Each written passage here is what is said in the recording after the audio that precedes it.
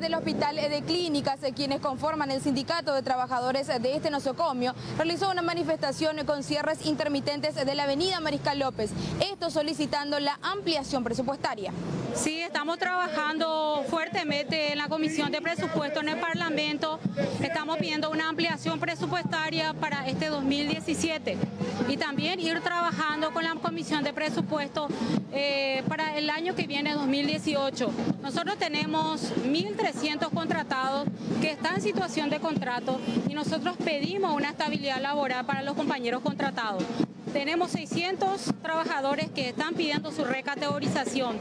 Tenemos a más de 6.000 trabajadores, esto incluyendo médicos, profesores, todo el personal de la Facultad de Ciencias Médicas que hace 10 años no tenemos un incremento salarial. Estamos pidiendo un paquete de 100.000 millones de guaraníes para tratar de mejorar las condiciones laborales de todos los trabajadores, incluyendo insumos, reactivos, equipamiento, para poder estar bien, porque nosotros quintuplicamos el servicio que estamos prestando. No es como Sajonia. Al venir acá en San Lorenzo, quintuplicamos todos los servicios. El 26 de octubre empieza en el Hospital de Clínicas. Si los parlamentarios, si las autoridades, si el gobierno continúa con esa insensibilidad con el pueblo, salud y educación tienen que estar en primer lugar. A pasar del discurso a los hechos. El pueblo paraguayo ya no puede seguir esperando y escuchar solamente discurso vacío de contenido. De esta manera, espera que los parlamentarios den una respuesta ante este pedido de ampliación presupuestaria. Caso contrario, tendrán que continuar con las manifestaciones que se reanudarán desde el 26 de octubre. ¿Qué tal? ¿Cómo están? Buenas noches. 20:04 en toda la República. Iniciamos nuestro espacio de puntos de vista, edición que corresponde a este día, martes 26 de septiembre. Y vamos a hablar un poquito de la situación de los y las trabajadoras del Hospital de Clínicas, que han iniciado justamente hoy una serie de movilizaciones, incluyendo cierre intermitente de la avenida Mariscal López. Se habla de una huelga para las próximas semanas. Ya nos acompañan en ese sentido la licenciada Lourdes Villalba. Ella es trabajadora social, vicepresidenta del sindicato justamente de trabajadores del Hospital de Clínicas. Lourdes Villalba, ¿qué tal? Buenas noches. ¿Qué tal? ¿Cómo estamos? Realmente muchas gracias por la invitación. También queremos aprovechar para informar un poco cómo estamos trabajando, ¿verdad? Y desde ya muchas gracias para poder desarrollar un poco lo que venimos haciendo. Así mismo, y el licenciado Derlis Torres, licenciado en enfermería, ¿verdad? Y secretario general también del sindicato. ¿Qué tal, Derlis? ¿Qué tal? Muy buenas noches, gracias por la invitación y estamos dispuestos acá para dialogar y comunicar a la ciudadanía cómo estamos viviendo día a día en el Hospital de Clínicas. ¿Cuál es la situación actual justamente del Hospital de Clínicas en cuanto al presupuesto? ¿Sufrió recorte? Entiendo últimamente. Bueno, de hecho con la situación del presupuesto a nivel global se venía aplicando el mismo presupuesto del año pasado, ¿no? Exactamente. Por el veto que hubo, digo. Sí, exactamente. Nosotros habíamos trabajado para proyectar un poco un trabajo de calidad por la cantidad que venimos desarrollando con nuestros pacientes, ¿verdad?, en el hospital, porque somos los trabajadores que venimos de guardia en guardia pasando el sufrimiento que pasamos nosotros los trabajadores y nuestros pacientes también cuando les faltan todos, cuando les faltan los insumos, cuando les faltan todos, no podemos hacerle el tratamiento integral. Y el año pasado planteamos al Parlamento, a la Comisión de Presupuesto, un presupuesto digno para que la Facultad de Ciencias Médicas, a través del Hospital de Clínicas, pueda desarrollar su trabajo de investigación. Es un hospital escuela y estamos haciendo un servicio también de salud pública a nivel nacional. Este año estamos llegando a 1 millón de consultas externas. No hay insumos que puedan aguantar, no hay reactivos que puedan soportar esa cantidad de usuarios de pacientes que está llegando todos los días en el hospital. Y ese proyecto de presupuesto planteamos en la Comisión del Parlamento y fue vetado el año pasado. Y nosotros estamos reactivando este año para que se puedan reconsiderar el presupuesto para la Facultad de Ciencias Médicas a través de su hospital escuela, que es el Hospital de Clínicas, para poder tener una mejor atención a nuestros pacientes, para que los trabajadores también nosotros podamos estar mejor en condiciones para atender, porque si nosotros mismos nos estresamos todos, si los pacientes vienen, lloran, no tienen nada para poder comprar a esos pacientes, no podemos hacer nada si nosotros no tenemos también en la farmacia social o no tenemos ninguna fundación que puedan proveernos, por ejemplo. Yo estoy en la sala de oncología adulto y hematología adulto. En este momento, la DIVEN y el hospital de Areguá nos están facilitando algunos medicamentos que cuesta 20 millones de guaraníes, que es Rituximab. Dígolo ya el nombre concretamente. Entonces, todo eso es una de uso frecuente. Exactamente, en el área de oncología adulto y de hematología adulto. ¿Y quién va a comprar? Un trabajador humilde, campesino o cualquier ciudadano, ¿verdad? Trabajador no va a tener 20 a 30 millones en cada sesión, que tiene que hacer 10 a 12 sesiones de quimioterapia, por ejemplo. Entonces, todo eso hace que nosotros estemos movilizados y planteando un poco al Ministerio de Hacienda el replanteo por nuestro presupuesto, ¿verdad? Porque así no podemos trabajar. Claro. Y Derly, ¿esta situación vienen arrastrando ya desde hace cierto tiempo o cómo venían operando anteriormente? Bueno, el Hospital de Clínicas es uno de los hospitales que más población atiende. Sí, sin duda. El presupuesto que nosotros teníamos del Hospital de Sajonia trasladar otra vez al Hospital de Clínicas en San Lorenzo es el mismo presupuesto. Sin embargo, se tiene una infraestructura... Es un hospital de alta complejidad, ampliado totalmente, donde se atienden numerosos casos y patologías. Tenemos los mejores especialistas, los mejores profesionales para que pueda hacer la atención directa, pero siempre cada año sufrimos lo que es el recorte presupuestario. Y siempre en salud hay ese recorte. E incluso se está dando una suerte de fenómeno decreciente en su presupuesto, ¿verdad? Exactamente, eso es lo que queremos demostrar un poco a la ciudadanía y las autoridades universitarias, en el caso del rectorado, ¿verdad? Cuando vino el topeo del Ministerio de Hacienda. ¿Qué es el topeo, para que la gente entienda? El topeo es el recorte, ¿verdad? Sí, el tijerazo, ¿verdad? A la Universidad Nacional, ¿verdad? Y el tijerazo era de 50% a la Facultad de Ciencias Médicas, ¿verdad? Justo a la Facultad de Ciencias Médicas, que tenemos un hospital, escuela, un hospital de alta complejidad, vino un tijerazo, un topeo, ¿verdad? Y entonces le dijimos a la ministra, nosotros vinimos y hablamos con la ministra y le dijimos que... ¿La ministra de Hacienda? Sí, a la ministra de Hacienda, sí, Lea Jiménez. Vinimos como sindicato, le manifestamos nuestra preocupación. ¿Cuándo fue eso? Y hace como un mes y medio, no hace 2 meses. Porque ella después de esa reunión fue a visitarla. Los gremios vinimos y le pedimos que pueda visitar el Hospital de Clínicas para que puedas ver con sus propios ojos y oídos, escuchar la situación en que estamos pasando. Y ella se fue y estuvo recorriendo con el decano, con nosotros, con los gremios, con los médicos, todo eso estuvimos recorriendo y ella se mostró aliada al Hospital de Clínicas, ¿verdad? Que ella plantea con su equipo técnico blindar el presupuesto para la Facultad de Ciencias Médicas que tiene el Hospital Escuela, que es el Hospital de Clínicas. Entonces, nosotros ahora planteamos seriamente que sea a través de los asesores jurídicos de Hacienda que se pueda blindar el presupuesto que va al Hospital de Clínicas para que no pueda sufrir ese tipo de topeo, porque es muy triste saber que para salud y educación se pueda recortar sabiendo que muchas vidas dependen de estos lugares de salud pública. Como es ¿Cuáles son las hospital. cifras actuales que se manejan y cuáles serían los montos ideales, por decirlo así? Los montos ideales que estamos planteando en este momento es la suma de 100.000 millones de guaraníes. ¿Por encima de lo que se tiene ahora? Por encima de lo que se tiene ahora.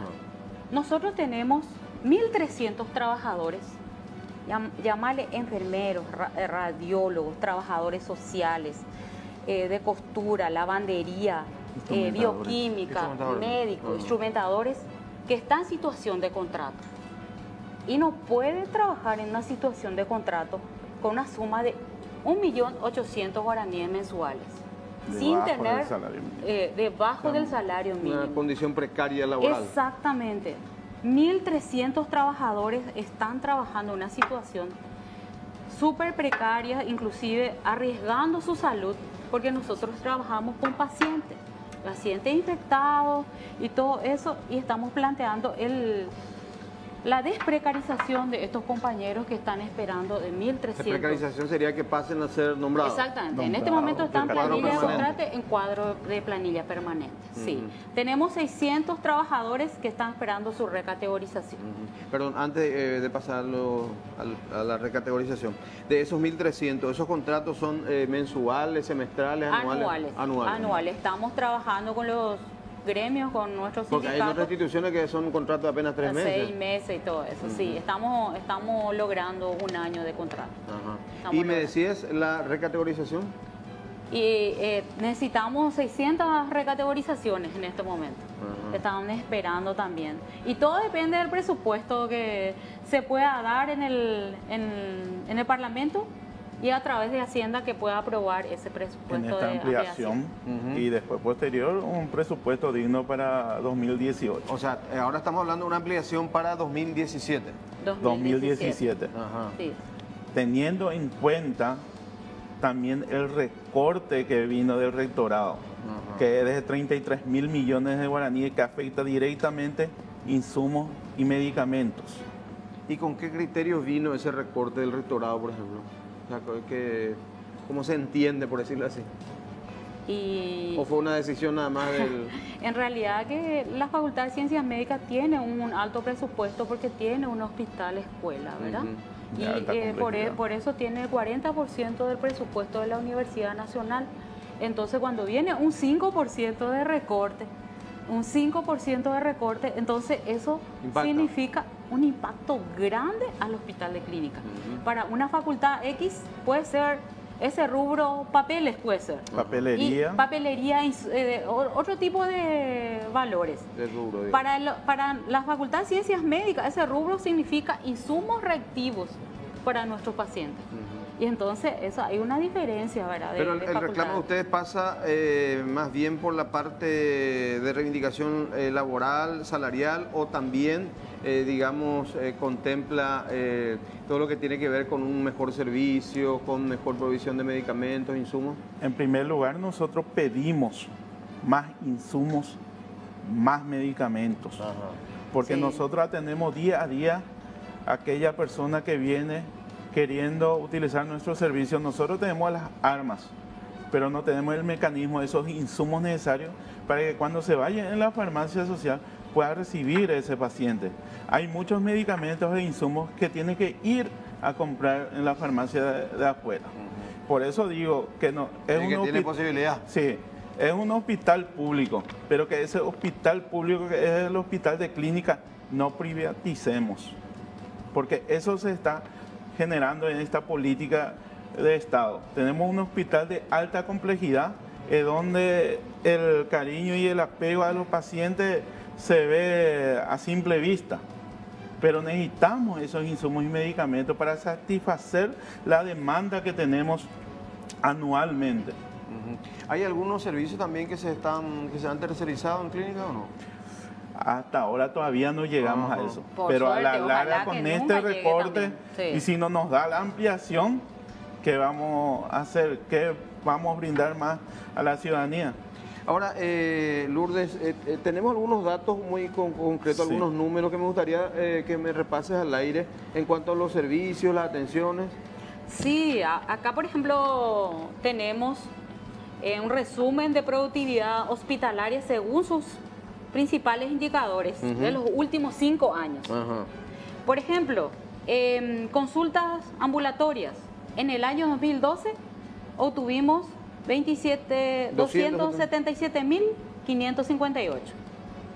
Y el año pasado cerramos ya con 469.314 El doble, prácticamente. Prácticamente con estamos... el mismo presupuesto. Sí, con el mismo presupuesto.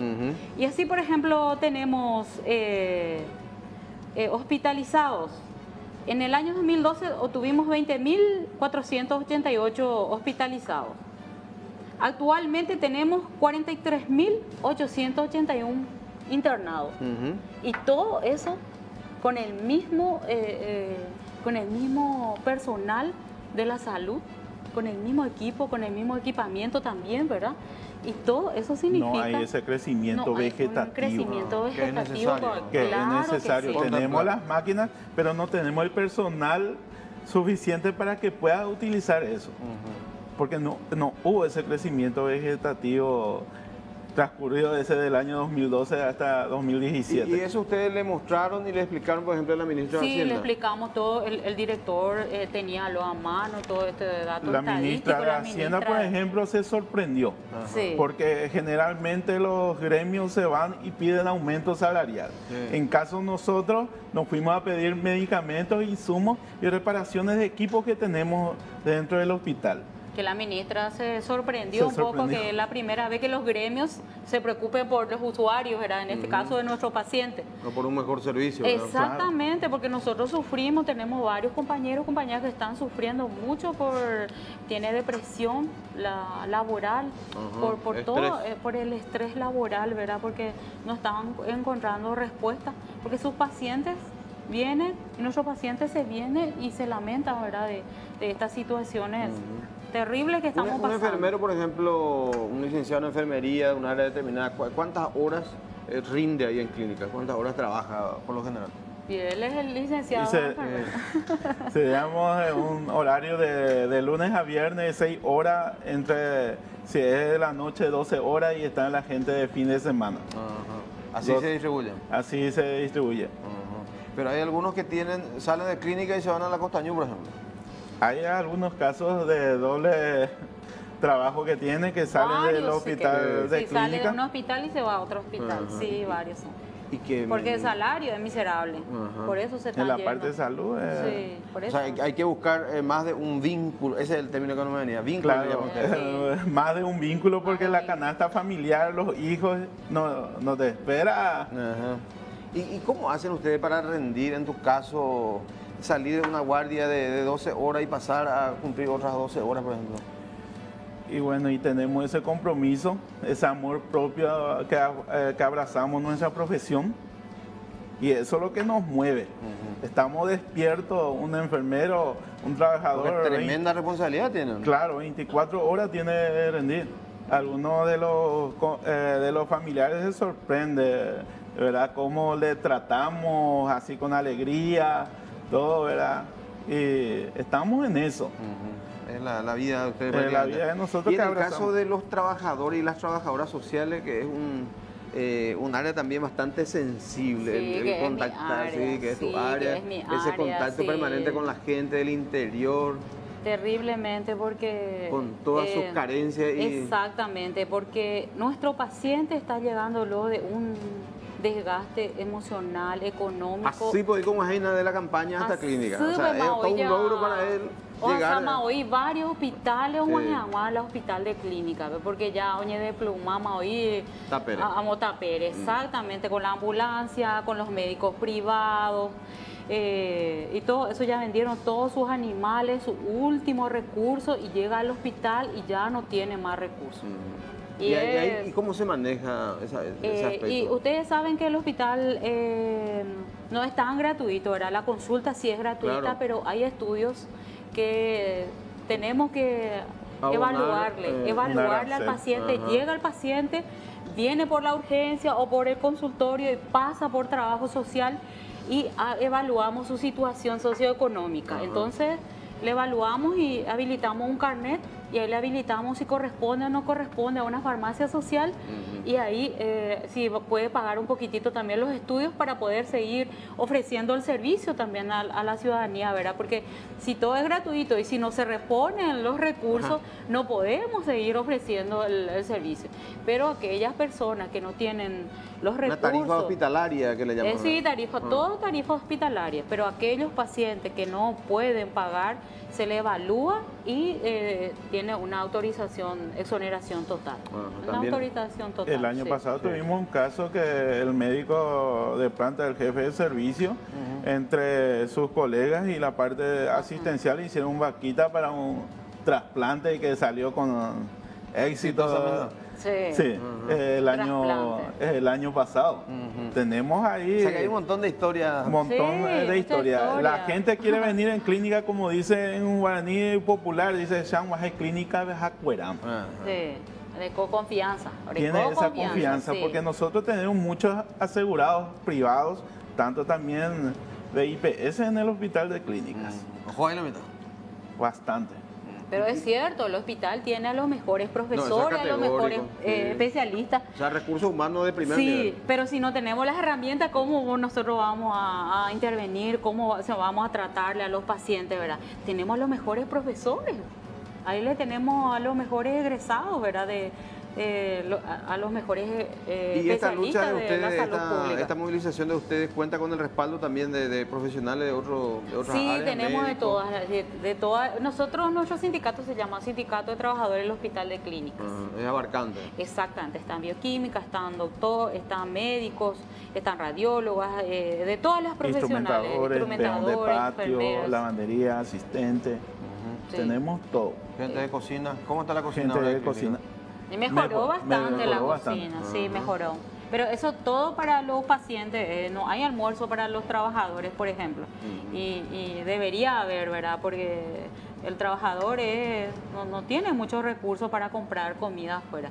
Pero para los pacientes sí están garantizadas la comida. La alimentación. La alimentación, Ahora, sí. hoy empezaron ustedes con esta serie de movilizaciones. ¿Cómo sigue en los próximos días? Y ya hablan de una huelga, ¿eso está definido? Eso está definido. Hoy iniciamos con una movilización así, tipo de cierre intermitente sobre Mariscal López, explicar un poco a la ciudadanía. ¿Qué reacción tuvieron hoy, por ejemplo, de la gente? Pues está nerviosos en la calle últimamente.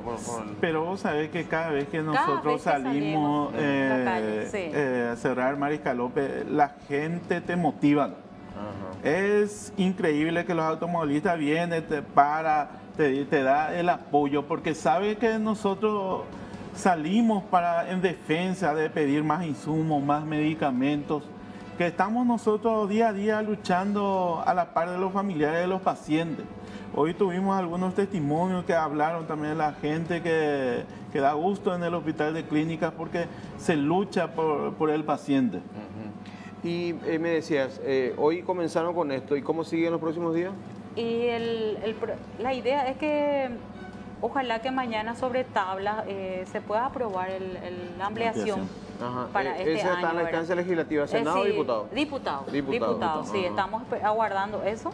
O sea, mañana ustedes van a concentrarse acá o no? ¿O van a seguir? No, nosotros vamos a estar trabajando. Mañana vamos a estar trabajando y continuamos el próximo martes con la movilización. A las 10 horas. Preparándonos para la huelga general que viene para el 26 de octubre. 26 de octubre. Ojalá que no lleguemos a la huelga general porque eso va a ser, digámosle...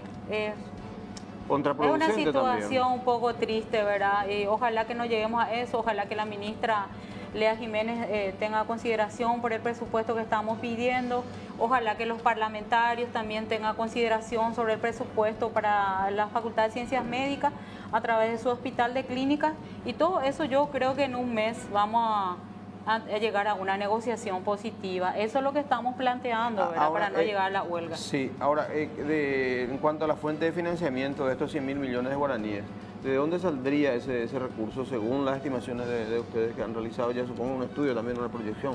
Según el compromiso de la ministra de Hacienda, Lea Jiménez, que va a haber el mecanismo de dónde recortar, pero que a clínicas no sufra ese recorte. Sí. Y por eso nosotros pedimos a nuestro parlamentario que vea la necesidad de dónde está el pueblo sufrido, que es el hospital de clínicas, y que pueda mañana o la siguiente semana puedan reunirse y sobre tabla tratar nuestra ampliación presupuestaria. Mañana a la tarde sesiona diputado. Mañana a la tarde. Mañana a la tarde. Sí. A la tarde sesión. Y vamos a estar pendientes entonces de eso. Sí, ahora, ojalá. lo de la huelga se decidió en una asamblea, ¿cómo fue la cuestión? Sí, claro Tuvimos una que asamblea. sí. Ajá. Nosotros todo por una vía legal, tenemos un asesor jurídico que nos están asesorando y a través de una asamblea y por mayoría de votos hemos decidido. Ahora, ¿qué servicios Movilizar. eventualmente podrían ser resentidos en caso de que se llegue a esa medida extrema? Y en todas las medidas siempre se garantiza la atención a la urgencia. En todas las medidas de fuerza que hemos realizado y que vamos a realizar, la urgencia, terapia, internado, todo está garantizado. Pero lo que nos va a estar garantizado, por ejemplo, la cirugía programada, Ajá. consultorio Las consultas. externo, estudio de especialidades, y eso sí puede esperar más. O sea, yo que conseguí después de mucho tiempo tener una cirugía programada, por ejemplo, Sí, se puede afectar, ¿verdad? Se puede afectar, se puede Inclusive lo nosotros programado. tenemos 2 resonancias nomás acá en el Paraguay. hospital público, En que Paraguay. es el Hospital de Clínicas y el Hospital Nacional. Ajá. 2 equipos de resonancia nomás. 2 equipos de resonancia nomás en los hospitales públicos. Vos te vas ahora a pedir y ya te dan cita para el próximo año, por el flujo de pacientes. Todos quieren venir en el sector público, por el privado, ¿sabes cómo? Una resonancia cuesta muchísimo. Muchísimo cuesta. Y bueno, vamos a seguir de cerca entonces esta actividad de ustedes, esta serie de movilizaciones. Gracias, Lourdes. Igualmente, muchas gracias para ¿Algún vos. mensaje a tus colegas de clínica? Y que nos sigan apoyando, nos sigan movilizados al lado de nosotros para poder tener un mejor presupuesto, porque eso también va a dignificar su familia, a todos los compañeros va a dignificar su familia y a todos los pacientes, ¿verdad? Los familiares de los pacientes que puedan acompañarnos también, porque estamos luchando por ellos y para ellos también. Derly, ¿tu caso? Sí, muy agradecido por esta entrevista y le pido a la ciudadanía que nos acompañe en esta lucha que estamos emprendiendo a favor de los pacientes, a favor de los usuarios que vienen y acuden al hospital de clínica, y también que nosotros también pedimos que se respete nuestro contrato colectivo de trabajo, porque necesitamos, así como nos esforzamos para estudiar y brindar esa atención de calidad, necesitamos también un nivel económico digno para llevar a nuestra familia. Bueno, gracias a ambos por su presencia. Tenemos que hacer una pausa, venimos en instantes con otra propuesta aquí en Puntos de Vista.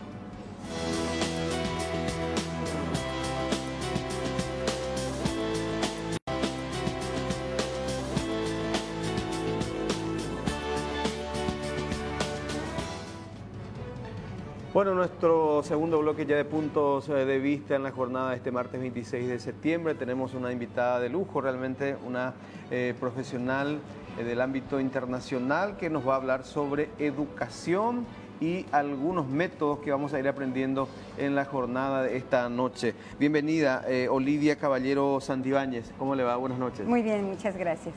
Viene de México, ¿no? Vengo de México. Bienvenida a Asunción, Paraguay. Gracias. ¿Cuándo llegó, me dijo?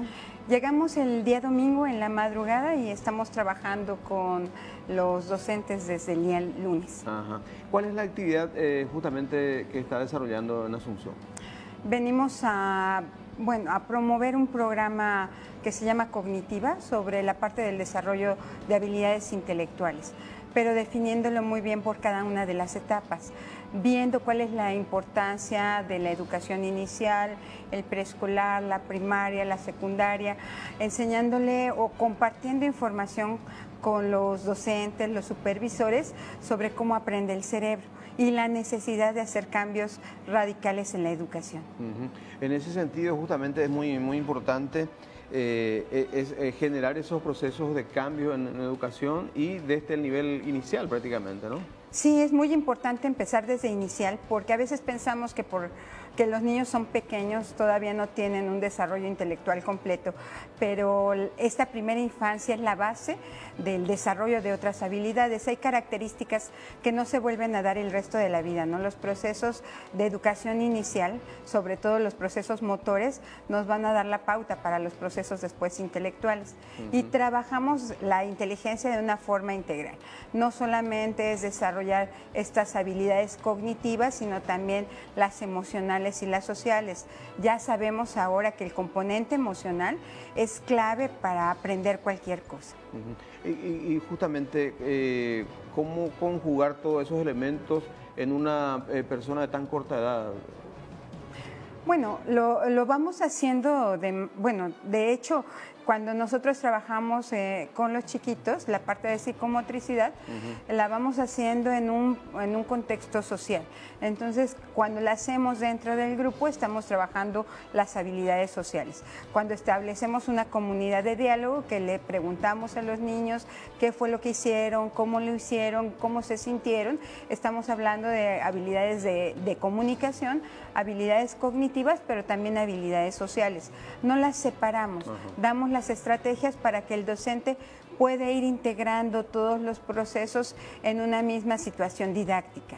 Entonces, le damos el conocimiento, que una parte muy importante es que los docentes tengan la mayor información sobre cómo se desarrolla el cerebro en cada una de estas etapas y con ello puedan aprovechar todas las oportunidades de aprendizaje. Este programa Cognitiva de la que usted me habla, ¿ya se viene implementando en su país y en otros países? Sí, ya tenemos en México 8 años trabajando con el programa, hemos obtenido muy buenos resultados, hemos visto el cambio en los docentes porque tenemos un acompañamiento.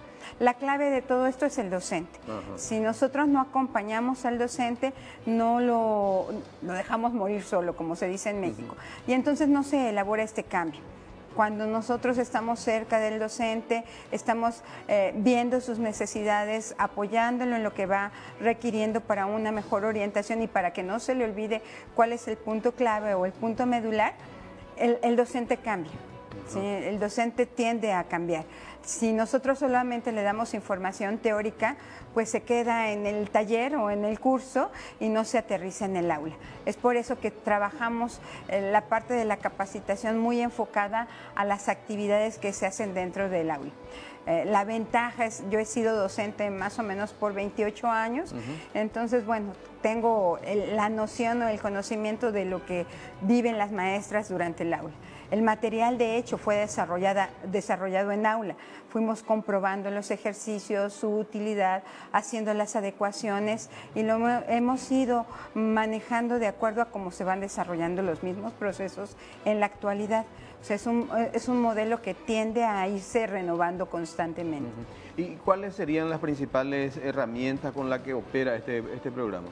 Las principales herramientas son que tenemos el programa divididos de acuerdo al desarrollo neurológico de cada edad. En preescolar, en inicial de 3 a 6 años, el desarrollo psicomotor.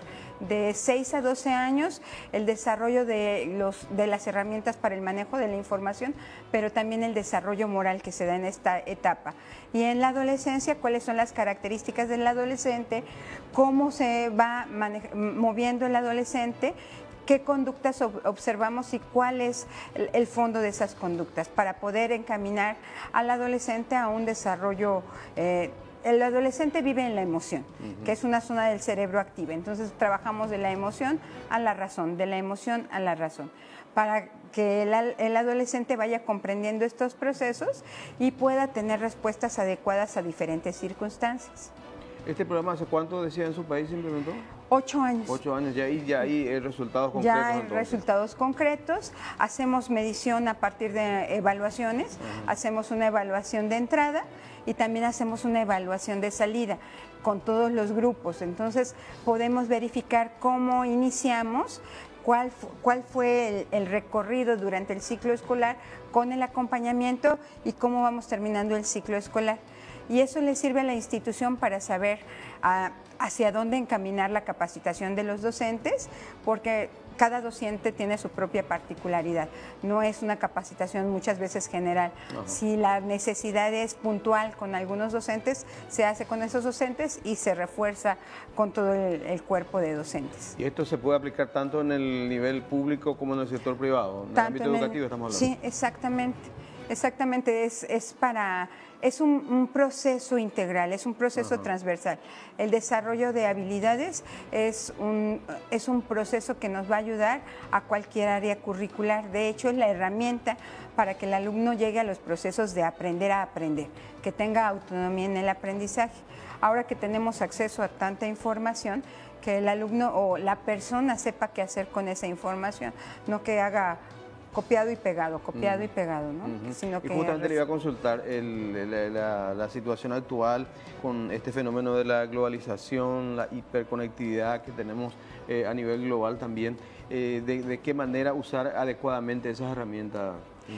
Pues la parte de la globalización nos ha afectado en todos los aspectos, en lo positivo y en lo negativo. El uso de la tecnología desde edades muy tempranas, en lugar de ayudar, empeora la situación, ¿no? Demerita el desarrollo de la inteligencia. Ya se ha comprobado, en Alemania se han hecho estudios de que si nosotros llevamos a los chiquitos a edades muy tempranas al uso de la tablet, del teléfono, de las caricaturas todo el día, la televisión, lo que vamos haciendo es disminuyendo la capacidad de atención y de memoria. Entonces, cuando llegan a primaria, en lugar de tener un niño que tiene un buen nivel de atención y memoria, tenemos un niño que presenta las características de déficit de atención, porque la etapa en la que se desarrolla la atención y la memoria es entre los 3 y los 6 años y medio. Entonces llega a la escuela y ya lo catalogamos como un chico con déficit de atención. Entonces la tecnología debe de ser una herramienta, pero no debe de suplir la experiencia que los niños deben de vivir con sus padres. A la familia le tocan las experiencias y a la escuela le tocan los métodos. Y estamos dejando que se dejen de vivir las experiencias porque, bueno, quiero platicar con mis amigos, te doy el teléfono, ¿no? Claro. O te doy la tablet. O en la camioneta llevamos ya la pantalla viendo a los niños la película para que no den lata y pierde la oportunidad de ver su entorno. Entonces, totalmente. La parte globalizadora ha trabajado en muchos aspectos. Una de las ventajas es que cada vez tenemos acceso a mayor información. Entonces, como docentes podemos capacitarnos constantemente, que esa es la intención, que el docente también sea capaz de buscar la información, de investigar y aprenda a aprender. Ahora, digamos, ya de hecho está trabajando con docentes de Paraguay. ¿Cuál es la percepción que tiene sobre la situación en Paraguay, digamos? Bueno, los docentes han manifestado que están muy interesados. Yo creo que tienen una muy buena disposición. Se apropiaron de la información, quisieron más información, están muy interesados y yo creo que la actitud es un 90%. Ya después nada más viene la compañía. Sí, entonces aprovechar que los docentes tuvieron este interés y poderlos encaminar hacia esa información, y cuando ellos se apropian de esa información la hacen suya y la aplican constantemente. Hoy tuvimos oportunidad de trabajar con supervisores del Ministerio de Educación con muy buenos resultados también. Supervisores que están trabajando a nivel país, justamente. Sí, a nivel país. Ahora, bueno, ese es desde el punto de vista de los docentes y su gran responsabilidad, digamos, en el proceso educativo. ¿Y el involucramiento de los padres en todo esto? Pues bueno, esto también es un proceso globalizador, ¿no? Tenemos a los papás que siempre están presentes, pero también tenemos a los papás que nunca están presentes. Tenemos los extremos, ¿no? Hemos encontrado el justo medio al que debemos enfocarnos. También un proceso integrador es las pláticas a los papás, enseñarles cuáles son las características de sus hijos y así tendrían más herramientas.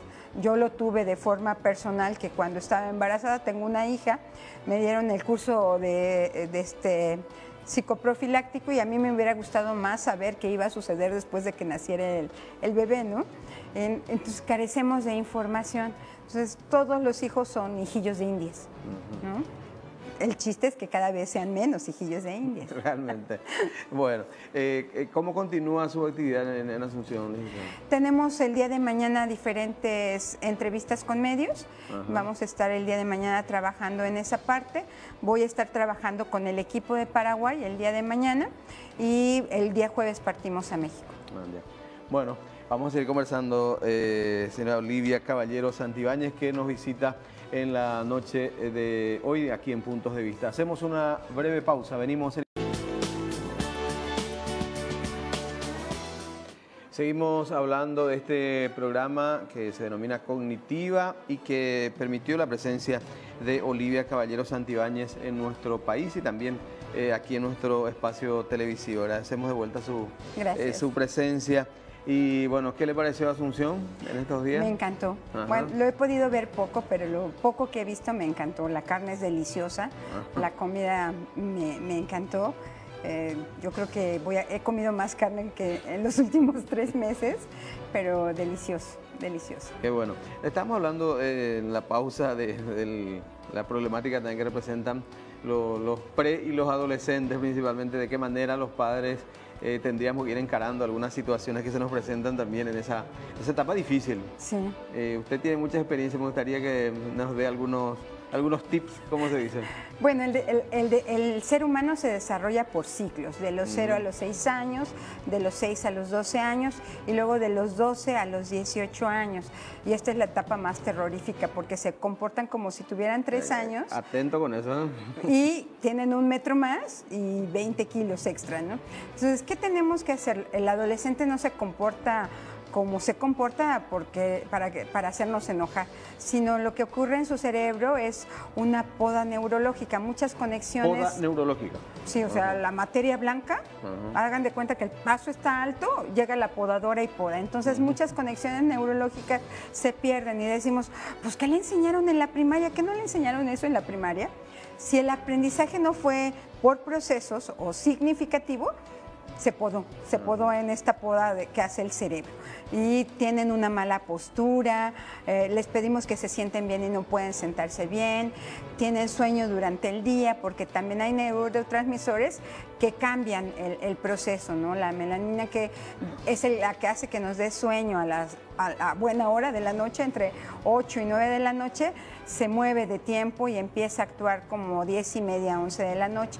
Entonces, de aquí a que se duerme el chico, de aquí a que se levanta y la escuela empieza a las 7 de la mañana, las primeras horas son perdidas. Son las horas en las que la escuela decide que ahí va a enseñar química, física, matemáticas, son las que menos aprende, porque su cerebro todavía no despierta por ahí de las 9 de la noche. Y la atención de nuevo se vuelve a perder como por ahí de las 2 de la tarde. Entonces tenemos que aprovechar muy bien esos espacios. Algo que también ocurre es que el cerebro se activa en una zona muy emocional. Todo el tiempo se está encendiendo, todo el tiempo. Y es la etapa en la que el adolescente vive a través de emociones desbordadas. Por algo pequeño decimos, ¡ay, qué exagerado! Pero así está actuando su cerebro. Y ese cerebro en esa zona que está tan activa también genera dopamina y nos volvemos adictos a la dopamina. Por eso es importante checar en esta etapa las adicciones. Es cuando surgen las adicciones por esta zona que está desbordada en la emoción. Entonces, cuando yo tengo una euforia, cuando estoy muy alegre porque hice algo intrépido, tengo un shot de dopamina, hay una inyección de dopamina que me hace querer seguir desbordando esa emoción. Entonces tomo un riesgo más alto, hay otra dosis de dopamina. De repente, las experiencias extremas. Las experiencias extremas se realizan en este momento y es cuando les damos un auto, cosa que no deberíamos de hacer porque yo vivo la emoción de la velocidad y entonces cada vez quiero ir más rápido. Yo le digo al adolescente, ten cuidado con las drogas y entonces es decirle, prueba las drogas, ¿sí? Entonces, una conducta que no queramos que se implemente, tenemos que hablarlo con ellos, tenemos que hacer un diálogo en el que nosotros asumimos una vivencia muy similar a la que está pasando para que no se sienta solo, porque el adolescente se siente solo, se siente aislado. De hecho, por eso se llama adolescencia, porque claro, les duele todo. Sí. Les duele todo, ¿no? Y esto es algo muy característico, algo que también nos hace el cerebro es olvidar que nosotros fuimos adolescentes. Entonces, si nos preguntan, ¿tú cómo fuiste en la adolescencia? Me portaba súper bien. Y le preguntan a tu mamá o a tu papá y dices, ay, no, qué horror, la adolescencia fue difícil contigo. Entonces, el mismo cerebro se va cuidando de estas experiencias. Entonces sí es importante, es la etapa en la que tenemos que abrir canales de comunicación y no cerrarlos. Que no son fáciles de abrir tampoco, ¿no? Pues los podemos abrir siempre y cuando no lo juzguemos, porque si empezamos a juzgar, que nos da por hacerlo de manera automática, porque decimos, ya tienes 12 años, ya eres capaz de... Pero si consideramos que se borraron... Época... Yo cuando era adolescente, ¿no? Y le damos una cátedra de nuestra adolescencia. En mi época las cosas se hacían, los hijos respetaban a los padres y a lo mejor también nosotros fuimos irrespetuosos y no lo recordamos. Entonces, si juzgamos, reforzamos la conducta negativa. Entonces, para eliminar o tratar de eliminar una conducta negativa, es importante establecer una comunicación episódica. ¿Cómo es esto? Una comunicación episódica es que yo le digo, estoy viendo cuál es la emoción que tiene. Puede ser una emoción que se desborda y a lo mejor es enojo, ¿no? Está enojadísimo, pero tengo que ver cuál es el sentimiento. A lo mejor el sentimiento es de tristeza, pero lo manifiesta con enojo. Entonces necesitamos decirle que comprendemos su emoción y entendemos por lo que está pasando. No juzgar es una clave fundamental. Una clave fundamental, porque cuando juzgamos, entonces la conducta se repite y va creciendo, va creciendo. Entonces tenemos que hacer esta parte de un diálogo de episodios. Les digo yo que es como hacer tramos de telenovela, ¿no? Le decimos, cuando yo estuve en la secundaria, se me ocurrió irme de pinta y no me descubrieron la primera vez, pero la segunda vez, por confiarme, me descubrieron y tu abuela me dijo, me hizo, ¿no? Y el otro, ¡ah! ¿A poco? ¿Qué crees que una amiga mía también se fue de pinta y no la cacharon? Entonces, ¿la pueden cachar? Probablemente. Allí se da esa comunicación. Ahí se da esa comunicación. Es cuando establecemos esta parte de la sincronicidad con el adolescente, que es ponerlo en mi emoción para que él actúe bajo estos parámetros. Eso que estamos viendo en pantalla compartida, ¿son algunas de las herramientas que se utilizan también en Cognitiva? Cognitiva, ese es el programa de matemáticas que empleamos, es el programa de cuántica. Nosotros generamos modelos matemáticos con un material que tiene volumen, porque la parte del cerebro que desarrolla la aritmética está en el lóbulo parietal, que es el que ve la forma, la dimensión, el color. Entonces construimos modelos matemáticos, ahí pueden observar un trinomio al cuadrado, que lo vemos en secundaria. Sí. Si ven es un cuadrado... Y que si uno acá no aplica la fórmula, nunca entiende. Sí, el A cuadrada más, B cuadrada más, C cuadrada más, ¿sí? Entonces ahí lo tenemos, ahí lo construimos, tenemos colores primarios que registra adecuadamente el cerebro y vamos formando modelos matemáticos. Entonces ya la matemática es concreta, porque la matemática por lo regular es muy abstracta. Y no, necesitamos de dejar de verla plana, porque por muchos dibujos que hagamos sigue siendo plana. Y la parte volumétrica es la que desarrolla las conexiones neurológicas para que se consoliden los procesos. ¿Y esto es factible implementar en Paraguay? También es muy factible de implementar. Hemos trabajado en México con este programa también a nivel estatal. Lo tuvimos en el estado de Jalisco durante 6 años con muy buenos resultados, tanto en comunidades indígenas, en comunidades vulnerables, porque en el estado de Jalisco tenemos una característica muy especial. Los chicos, la matemática por lo regular la odiamos, si no la entendemos, la aborrecemos. Si consideramos la elección de carrera, o sea, nuestra vida, a partir de eliminar las matemáticas de nuestros procesos, y más si tuvimos experiencias emocionales negativas.